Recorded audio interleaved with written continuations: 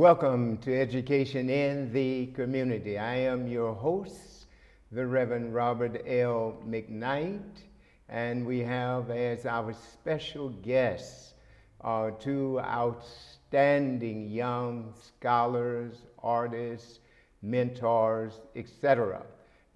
Seated immediately to my left is Brother Kinara Sankofa. Welcome to the show. Thank you, Reverend. And to his left is Dejuan. Welcome to the show. And this is a request show, and they got to choose the topic.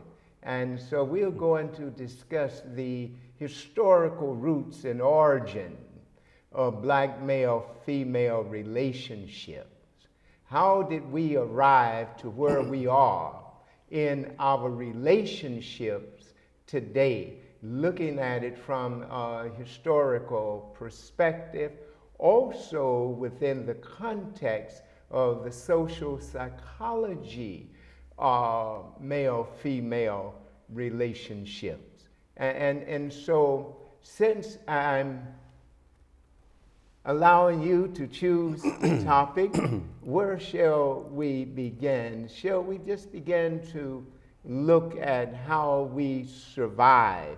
We came from Africa as soulmates at each other's side rather than at each other's throat. What happened to bring about the divide?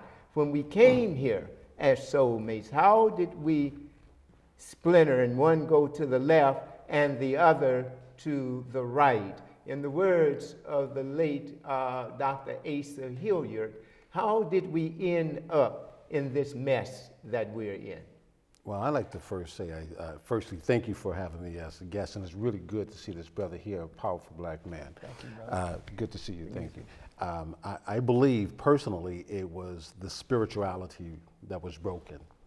And once the attack against our African spirits happened, then we lost the true essence of who we are as a people. We refuse to, in my opinion, go back and deal with the origin of who we were. Before we came to America, as you mentioned earlier, that we were Africans or Akubulanians or Comedians or what have you, but then we came up and became all these different people, Negro, Negroid, Coon, Spade, Gollywog, you name it. We've been named. We have never been namers, and we have forgotten the essence of our spirits first, not so much a religion.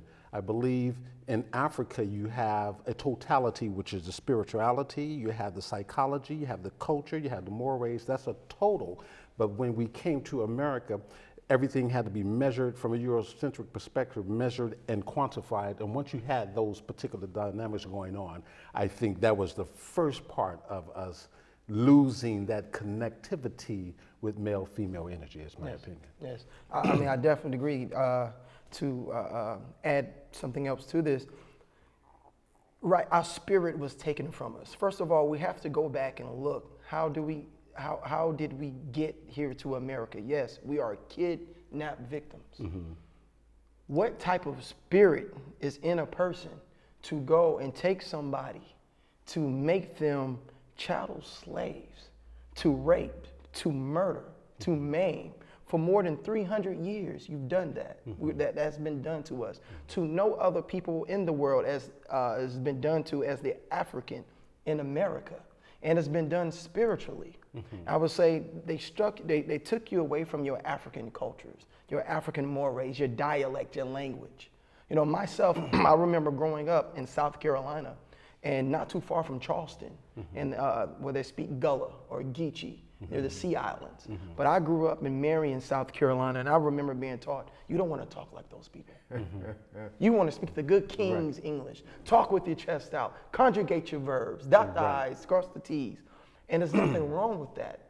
But why, when I'm being taught to speak good English, do I have to be ashamed of our African roots? So where did that come from? And then I would say also being subjugated to not willfully in most cases, to partake in certain religions, whether it's Islam, whether it's Christianity, whether it's Judaism.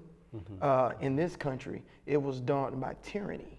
And so with that also, taking away some of your African folklores and your cultures and your mores, you started uplifting European history and ideology. Right, because right. even though in Revelations it tells you that Jesus does look like you, Right. and in Psalms 82 you are a God and you are of his image, we're still seeing a pale European face as our Messiah. Many of our people don't believe that has anything to do with what's going on today. It So the does.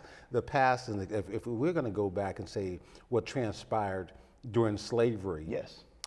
If you're saying, and from my understanding, that it has everything that's going on today right now with black male-female relationship, Yes. people are going to really say that's crazy. It's got nothing to do with what's going on. But wait a minute, that's true.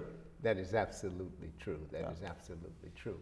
But in his book, Breaking the Chains of Psychological Slavery, Yes. Dr. Naeem Akbar Yes, sir. addresses this very issue when he talks about the family and when he talks about what happened during that horrendous period of our captivity. Yes. And when I refer to that period, I like to make the distinction frequently and consciously. I like to say captives because they brought no slaves over here from the continent. That's right. So we're enslaved, in other Kidnap words. victims. That's right. We were held in captivity. Right. And very little has changed. You said that we lost our African spirituality. We lost that African spirit. Yes. Forgive me, the name evades me at this time. But recently, one of our scholars was saying that the purpose of prisons today is not to rehabilitate. That's right. But the purpose of prisons today is to break the spirit of those who are incarcerated.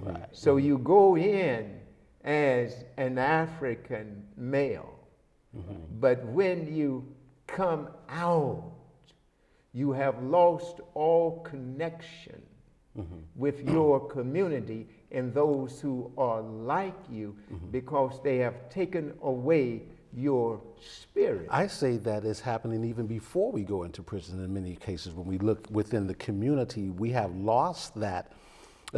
We have been broken. The black male spirit has been broken so badly. That's agreement. And so I believe it's happening. It is happening before it goes to the prison, but it's actually going deeper, and we're unable in some cases to reconnect with our manhood because during the 70s, if a family just wanted to get welfare, for example. Yes. Speak on it. The male had to be out of the house. There could not be a pair of shoes under the bed if the family were to get welfare. That meant we had to break this family up, and it's been happening ever since we left Africa. And if we don't recognize what is happening with us at this moment in time, Dr. Frances Cress Welsing says it very well in her book, The ISIS Papers. And when we start looking at the dynamics of what can cause our demise and genocide, single household parenting, high incarceration rate, homosexuality. I'm not knocking anyone who may have these, that may be gay and or lesbian, but the fact I'm speaking primarily from a black experience, these particular things, also Planned Parenthood, throw that in there. we have Margaret to Sanger.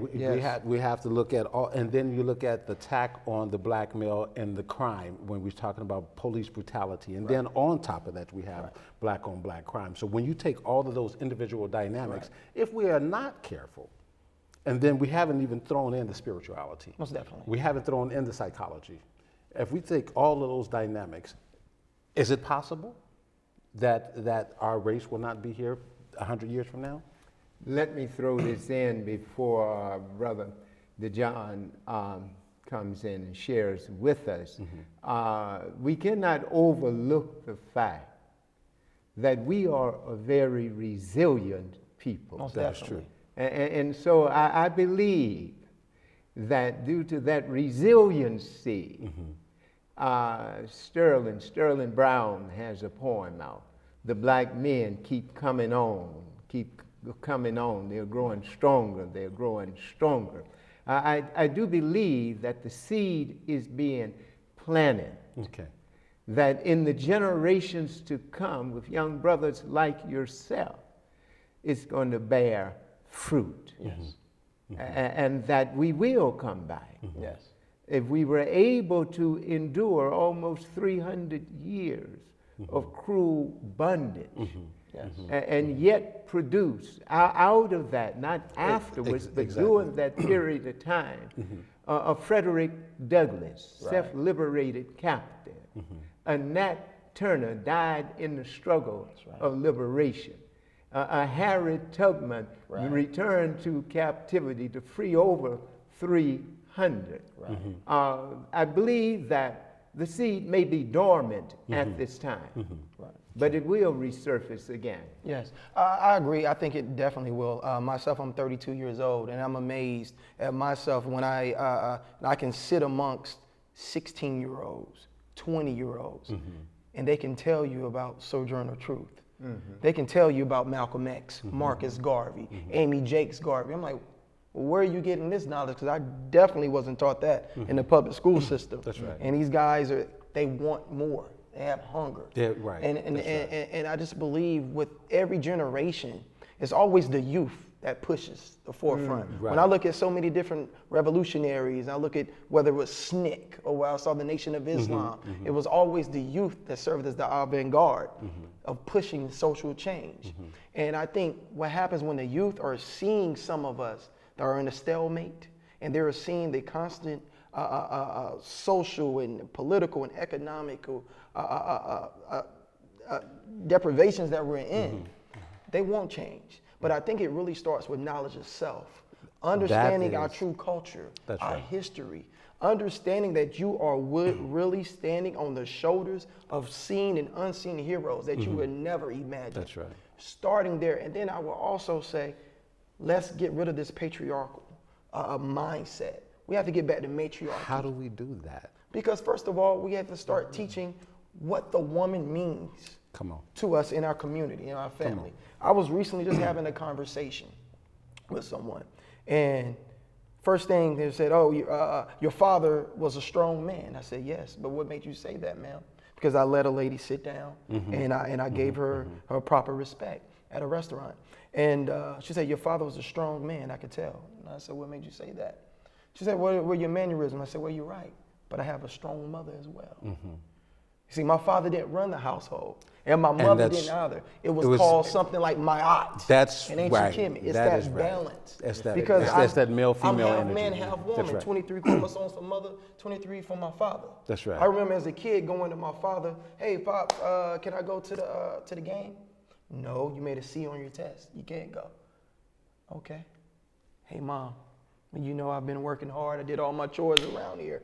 Mom, can I go to the game? What did your father say? Okay, 'cause I'm trying to play the balance between the two. That's right. And see, they were a union. That's right. And you can't separate the two because And that's what happened. That you hit it right on the head. That is the point that's with the black male-female relationship. Pre us coming to the Americas, if we were out in the fields, the male was out in the fields working, chopping down trees, hunting, whatever it was. Right. The female was at the home. That's right. And so when we speak of head of household, is it not correct to say that the woman really truly was and is the head of the household? She's the because first teacher. male, She's the first healer. You know, when I was sick, I didn't say, hey, Dad, I'm sick. Mom, can you do something for me? You know what I mean? Right. You know, later on, I go to appreciate, hey, Pops, thanks for the light. So when I'm studying and doing my work, thanks for validating my manhood. But when you're sick, you go to your mother. I mean, it's... she's the nurturer. She's the nurturer. You think about it, when a child is first born, they don't reach for the father. They reach for that mother. That's right.